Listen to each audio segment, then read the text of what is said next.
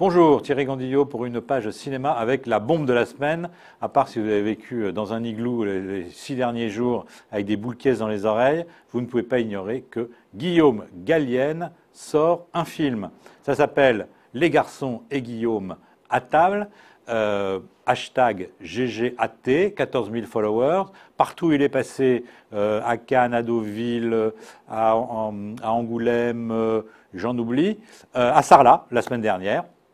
Eh bien, Guillaume Gallienne a remporté les faveurs du public. À chaque fois que je le voyais dans un festival, il avait une petite statuette sous les bras. Et puis, il faut dire une chose, il a été très occupé dimanche dernier, puisqu'il était dans ses locaux, aux Échos, pour écrire une petite chronique fort savoureuse. Voilà. Et donc, ce film, bon, je ne sais même pas si je dois le raconter, puisque absolument, il est sur les ondes du matin au soir. Alors, disons que c'est l'histoire, je dirais, du coming in, parce qu'il y a des coming out. Lui, il fait un coming in.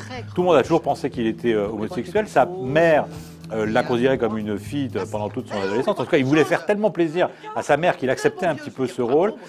Et puis, eh bien, c'est cette histoire qu'il nous avait déjà racontée au théâtre de l'Athénée il y a 2 ou 3 ans, qui passe au cinéma aujourd'hui, avec des scènes absolument d'anthologie qui vont devenir cultes, j'en suis sûr, notamment une séance de thalassothérapie avec Yann Kruger en Allemagne, un conseil de révision du service militaire, et puis surtout évidemment la fameuse sévillane. Vous allez entendre parler de la sévillane, il la danse remarquablement, mais il la danse comme une fille, et non pas comme les garçons.